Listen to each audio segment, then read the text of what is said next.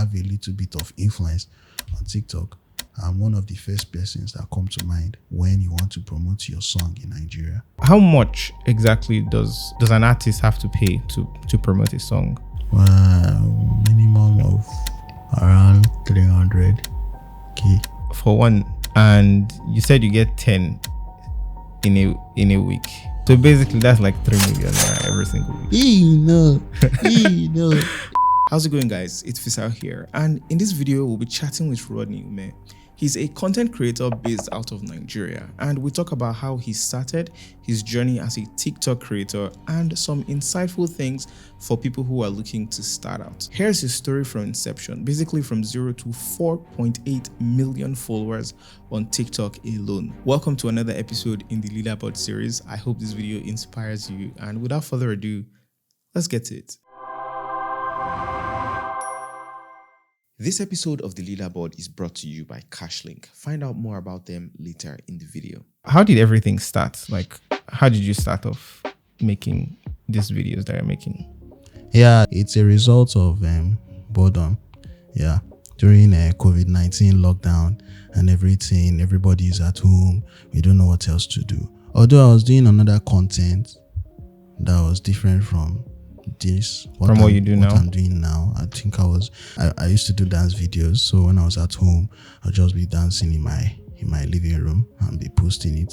And with my small followers, I just consider them as like my small circle of friends and stuff like that. So that was what I was pursuing. I thought like maybe later on I'll blow up with dancing and everybody will be like, yeah, Rodney the dancer. But apparently TikTok had other plans. I was just walking out and then I saw someone just looked at me and was like, aren't you that guy on TikTok? I'm like, hey, I don't blow shit. I think I was like 10k followers around that time. I'm like, wow, this is crazy.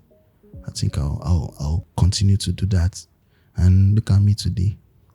Nice. Did you ever face any like challenges or opposition, maybe from your friends or your parents? You know, was there any situation where you felt like, or where they felt like, is this what you want to be doing forever? Like, is this really a job, or is this like a thing that you should be doing? Did you ever feel that? Normal now. You know, typical Nigerian parents. You'd be like, this is what you're doing. You're shooting video instead of reading your book. Me, basically, I didn't even see it as something that I'll take as a career. You know, I was just doing it for the fun of it.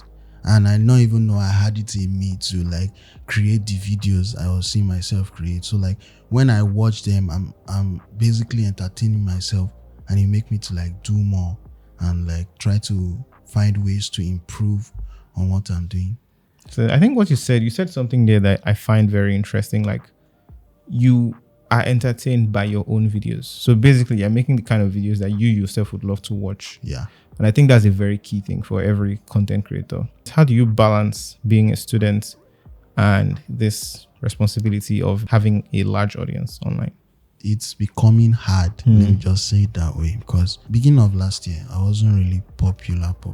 I had like followers, but like I think 100k followers. Having that amount of followers on TikTok, you are known, but you're not popular. You get?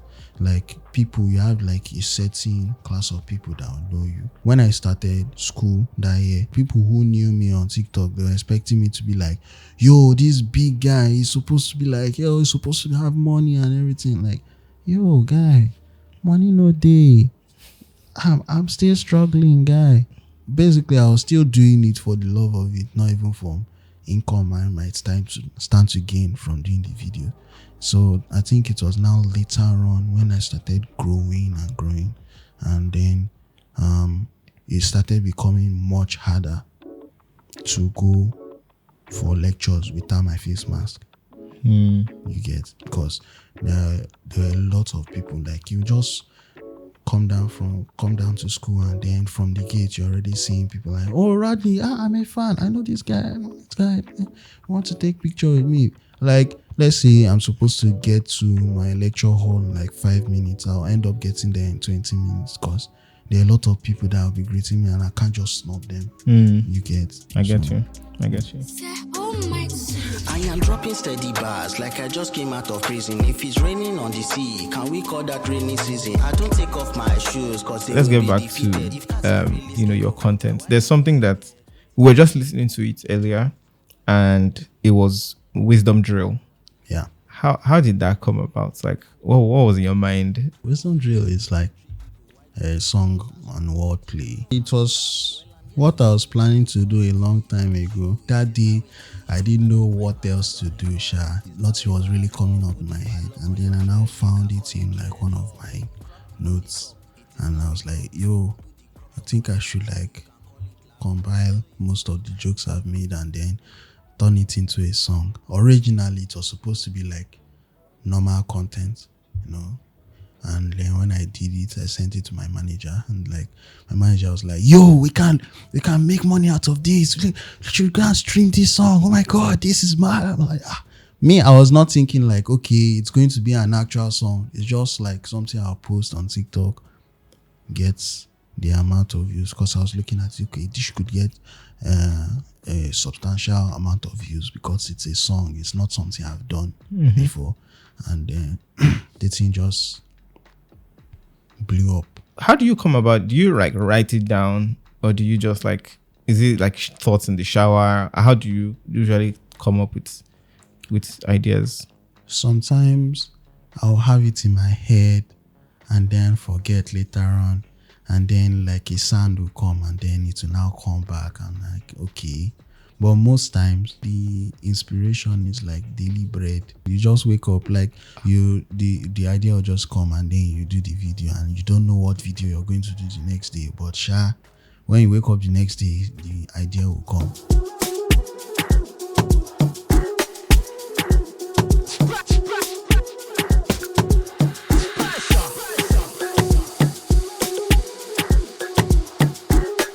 In terms of monetization, how do people make money on TikTok?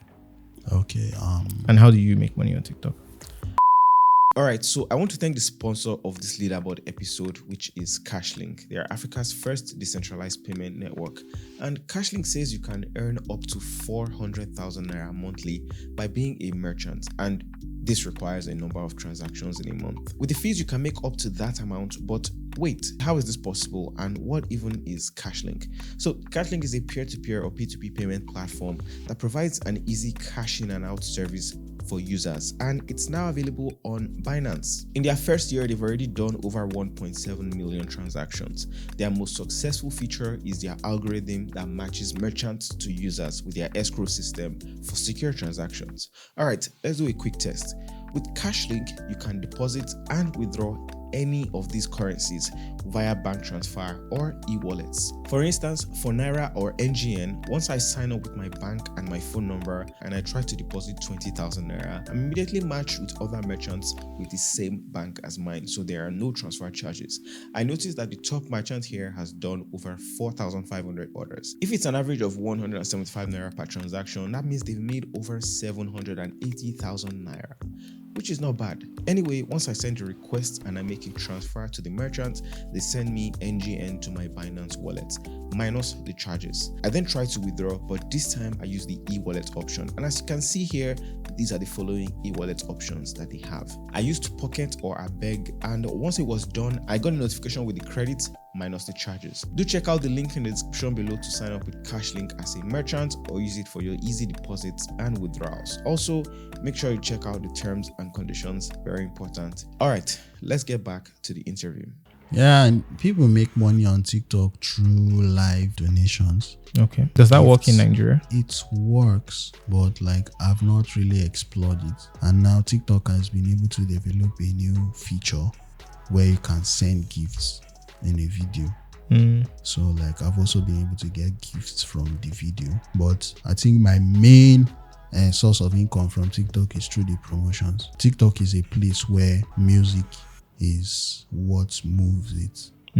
It's music that makes TikTok what it is. Most of the time, artists want to promote their songs on TikTok. Now, considering the fact that I have a little bit of influence on TikTok, I'm one of the first persons that come to mind when you want to promote your song in Nigeria. You get Nigerian, because of the Nigerian audience on TikTok. So that is my main source of income. I've not really started delving into the gift part. So you've never done like brand partnerships? Yeah, I have. You know, brand brands is like huge. Brand promotion is huge. But it doesn't come often. It doesn't come often. Okay. TikTok is like constant use of sounds. You get, so you are going to get sounds every day. New sounds are coming every day. So like the music promotion that is more often than brand promotion. Brand deals come, but they are not like in a week now I could have like 7 songs or 10 songs to promote. Whoa. For TikTok. But like brand deals is like, okay, one this month, like 1 this week, 2 this week, stuff like that. It's not that reoccurrent as song promotion. Sometimes the artist might want you to promote a song like 5 times or stuff like that. So like, how much exactly does an artist have to pay to promote a song? Maybe it varies from creator to creator. So, okay, for you now, are you open to talking about it? Like if an artist wants to promote one song on your TikTok, how much would they have to? Yeah. Well, minimum of around 300k. For one video on TikTok. For one video. And you said you get 10 in a week. Yeah, on a good deal. On a good day. So like 7 to 10. Yeah. So basically that's like 3 million naira every single week. It's not like that. Okay. You know, like there are other like expenses that we have to sure, cover and definitely. Like that. So it's not always that way. Chiama no dey disappoint. Chiama. You know why? Chiama no be amaka. Chiama no be amaka. Chiama no be amaka. Chiama no be amaka. Chiama no be amaka. You know, we talked about it earlier, how like your family was like, this thing. Yeah. They were questioning maybe. Now, do they see the value there, and like how do they feel now that you are that things are the way they are now? They are very, very proud, to say the least. They are very, very proud. I think based on what I've achieved, and like imagine you go to work and like you're seeing your co-worker is saying, there's this guy on TikTok, Rodney. My children, they are always watching him. They are a fan of him, all stuff like that. And that guy is your son. That kind of feeling like, wow, my child is making a difference. And like considering like the amount of money I make, and then sometimes I decide to buy them a gift and stuff like that. It's kind of heartwarming. It's not what they would have expected. Like the mindset of Nigerians, like once the only way to be successful is if you're a doctor, lawyer, or engineer. That is when you're successful. But we have shifted from that. We are no longer in that timeline. There are so many other ways to make a living and also be able to make a substantial amount of income. So, back to the content creation, is there anything that you would change, from when you started to now? Like, what would you change if you were going to start over? I don't think I'll change anything because I love the way I started. Okay. People who are starting, majority of the people who are starting content creation now, they are starting it because of the success stories that they have heard. Maybe their friend is now popular on TikTok or stuff like that. And when you're doing that, you are going to be in a situation where you just be frustrated because sometimes TikTok is a very, very unpredictable app.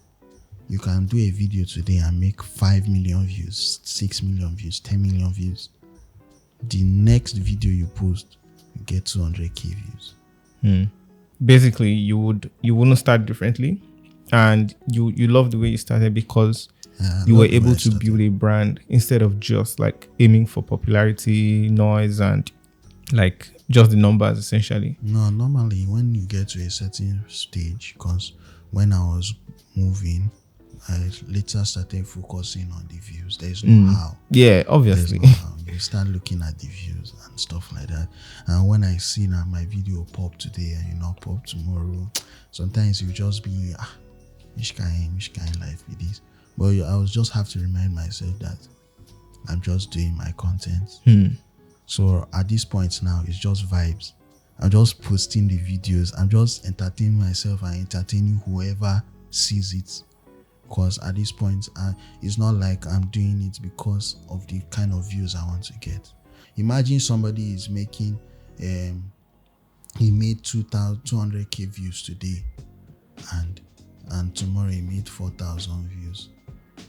You should have this kind of mindset that these 4,000, imagine like you're in a crowd of 4,000 people and those 4,000 people saw you. You now be 4,000 people like individuals and be able to see your video. So that is the kind of mindset I used to have. Like, yes, it was a kind of training. Interesting. Do you think TikTok is, I don't know, do you think it's a bubble, or is it just going to continue to rise? No, TikTok is becoming really, really huge. It will become bigger. It's going to be way bigger than it is now. It's going to be way, way bigger because there are always new improvements, new updates, they are not just the way they are. Especially a year back, nobody even, like, let's say they are doing a show now and then they'll say, visit us on Facebook, Instagram, Twitter. But now they're saying, visit us on Facebook, Instagram, TikTok. They'll add TikTok to it because, like, TikTok is now a formidable brand. They know that TikTok, if your video is popular on TikTok, you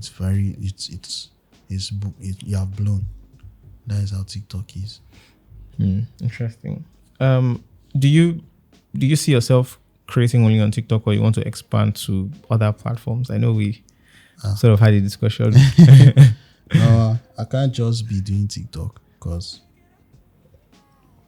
now I don't just want to be seen as a TikToker. I want to be seen as a content creator. A content creator can't just have all his fans in one place. You should not just put our eggs in one basket. Because, okay, let's say something happens and TikTok is not really in vogue again. What am I? You get?